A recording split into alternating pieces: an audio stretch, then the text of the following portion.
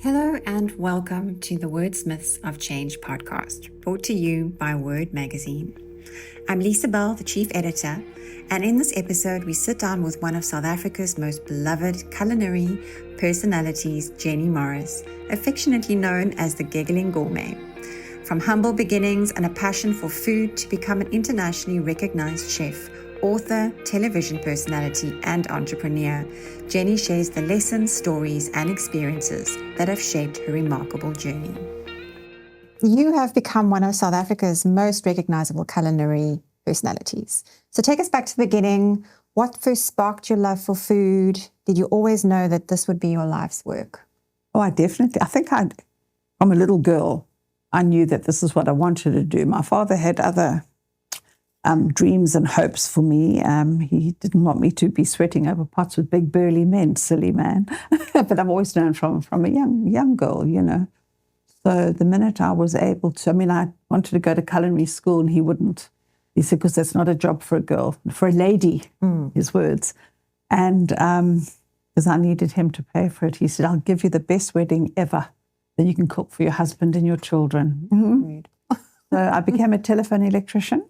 Because he didn't have to pay for that. But, you know, just that yearning to cook and feed people has always been there. So, yeah, I think from a fetus, I've wanted to feed people. Were you brought up with food and cooking? Yes, both parents cooked beautifully. Mum was more the holistic cook, you know, that lovely when you have a braised steak and you want to lick the bottom of the pot, you know, those little scrapings at the end of it.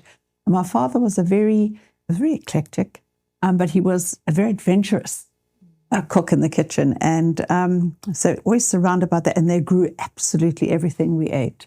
So you fell in love with the seasons, and you became very in tune with the seasons because you look forward to food. There's no like food miles on your food or anything like that. And I think the only thing she was allowed to buy were mushrooms because he couldn't get spores. But always surrounded by food, beautiful, good, healthy food, you know. Would you say you do the same now in your home environment? Do you try grow as much as you can? Yes, absolutely. Until that terrible drought we had, remember it was like 50 liters of water a day. It was a terrible choice to make because I had to decide which tree, you know, which patch, what do you want to save? You know, because we were recycling water, so I lost my garden. But back then I grew absolutely everything. Could go into the garden and pick 6 veggies at a time, you know, to put on the table for my restaurant, even for my cooking school, you know. So, yeah, I've always, and I still do it, smallest, you know, on a smaller scale, but yeah. So tell me give me a little sort of back in the day and to where we are now. Let's go back in time. What has happened to get you here?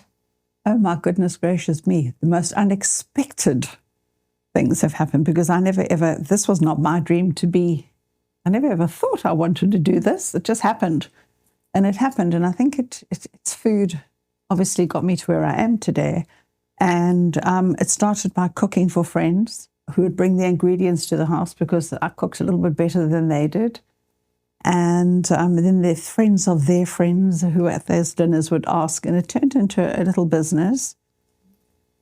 And it got to the point where I thought I might get a little bit commercial with a friend of mine. She had this kiosk and she wanted me to cook for her. And I said, not really, if I have a financial interest in it, because I want to be my own boss. And we got together.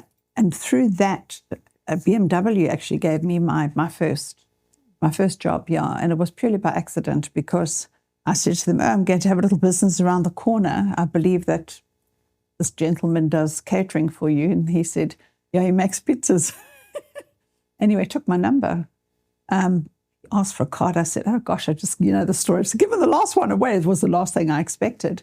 So from BMW, it went to the Dutch embassy and then the British High Commissioner and then Prince Charles and then, I don't know, Al Gore, Thabo Mbeki, F.W. de Klerk, you know, it grew. So I just think it's good service, under promise, over deliver, and just let your passion present itself on the plate. Do you have formal training? No. Nothing at all? No, not at all. You've never done anything in the interim, like gone and taken like a lesson? No, I believe if you can read, you can cook, if you have the passion and the will and the determination. Obviously, I've worked in places where you steal with your eyes. and hands-on, Yeah. No, amazing. Never told to burn. Yeah, no, experience is best. And your nickname, the Giggling Gourmet, how did that come about? And it clearly that personality is very important to you, that you bring that out. So talk us through that. How did that all Well, happen? Giggling Gourmet, that name was born in a shower. I used to do a slot with Cape Talk Radio back in the day, and I'm a happy girl, and I've got a sense of humor. I've got a wicked sense of humor. And Leslie Pius used to say to me, because I did a Saturday morning slot with her, and she says, you are just so funny, and you laugh, and you're just amazing. She says, I want to call you the Giggling Chef or something. And at that time, I was busy registering my trade name as the Galloping Gourmet, because I'm on the go, I never stop. And there was a hold on that name. So somebody had obviously seen it and they wanted to take it. I was in the shower thinking, I've got to register a name. And I thought, okay, Les says, you're giggly and you laugh and you're funny and whatever. So that's how it was born, Giggling Gourmet. Amazing. Yeah, and that's how we know you. Yeah. You've taken South African flavor to international audiences through your shows on Food Network. What did the global exposure teach you about food and culture and storytelling? I have, there's another, up until COVID actually, I take people on culinary adventures and food tours.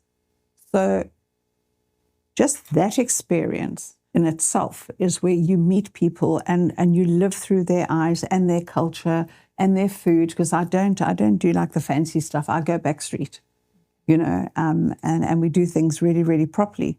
So from that point of view, I've had such beautiful experiences and just learned so much from it. But from the exposure from Food Network has been absolutely incredible, because, the show went out, the shows, to over 143 countries. So in Russia, there's a Jenny's with a Russian voice, or in Italy, because they dub it. Jenny's got an Italian voice. And in other countries, it's like subtitles, like in the Middle East, it will be a subtitle thing. Yeah, that would be a bit weird, right? Yeah. So I've just been so lucky to be exposed to travel, to travel and to people and to their food and to their cultures, because I believe in authenticity. Yeah. So often, have you ever read a menu and it says, there's Szechuan pepper, there's lemongrass, there's this, there's that, and you put that fork in your mouth and you start tasting, your mouth says, don't like you, because where's that Szechuan pepper? Because it has very distinctive flavor. You can taste it on the side of your tongue, Yeah. So I go mad when people just write things and it doesn't, land up on the plate. So I like authenticity, and that's what I love about travel. Okay. And given all of that, is there any particular cultural dish or style of food that you love that you'll go to? Oh, darling, I love Asian. Asian, it's in my DNA. I've had it tested. There's a lot of Chinese in me. Oh, really? Yes, and Indian, and lots more. Oh, wow. But I love Asian cuisine. I think European cuisine is lovely.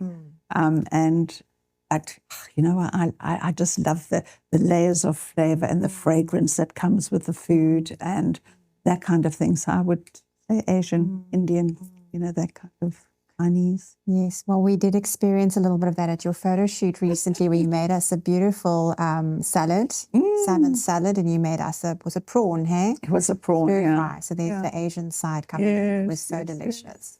Yes. Amazing, amazing. So long before personal branding was a buzzword, you built personal branding. You built your own personal brand. What have been the ingredients to creating that and that lasts, that you're still here and you're still buzzing along with that? You know what? I just think it's trust. You have to be honest. You have to believe in, opportunities land on your table and with big money that's like thrown at you, and you think, I can't sell my soul for that. So I've just always been very, very honest in what I do, how I touch it, what I touch, so that people can trust me. If I had to endorse something, it's not because I've just had it land on my lap. I have rubbed it all over my body. You need to believe in it. I've had it for a long time, and to say, okay, it does what it does.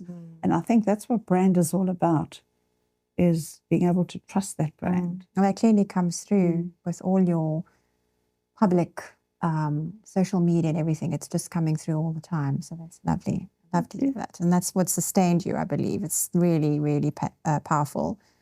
So cookbooks, cookery schools, collaborations, clearly is what sustained your business. What would you say your biggest lesson is in balancing the creativity with commercial success? Or maybe you've just answered it. I think so. Yeah, absolutely. You know, the thing is, you have to be authentic, and you can't be greedy. Don't let money lead you by the nose, because you know what? You might get that one big carrot, and it'll be the last one ever. Yeah, people need to trust you. Yeah, and I think that's important. Yeah. Well, while we're on cookery books, tell us about the greedy girl, or greedy girl, not the greedy girl. I'm greedy. Yeah. Greedy Girl's all about, my partner, Gordon, when I said the book is going to be called Greedy Girl, he said, first you think, no, they're going to think you're a glutton. No, it's not about that. It's about greedy for life, greedy for love, greedy for the time that you spend with your family. My granddaughters, just greedy for beautiful experiences and new ingredients. It's just like, I'm greedy. Yeah. I want lots of it. What can we expect in this cookbook? Well, this book is about special people. Yeah. This is post-COVID. It's people who have been in my life, people who have entered my life. I've just mentioned my partner Gordon's name. And I get a little bit emotional now because he's my second chance. And he's my second helping, Yes. you know. Yes, I love Sorry. And he's here. We just can't see him. I can't see him. I love it. But it's about people, you know. It's about my grandchildren, and it's about my kids, and it's about my best friends, my friend Elric Sangster.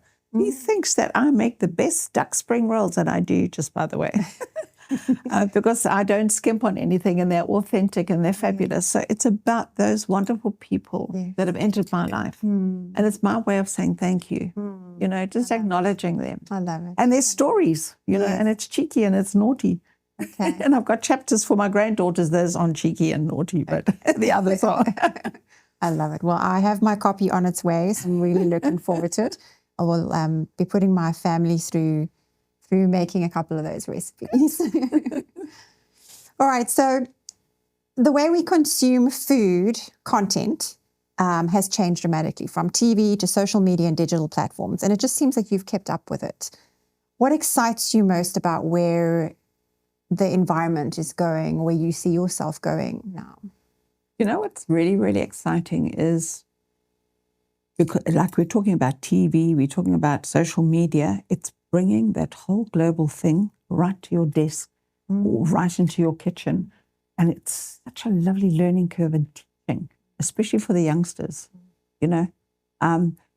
It's bringing ingredients and curiosity to the fore, because in the old days, we'd read a recipe book and it would say a fingerling lime, and we have absolutely no idea. Now you can see it on TV now, and you can see those beautiful little pearls of lime just popping out of this fruit, you know.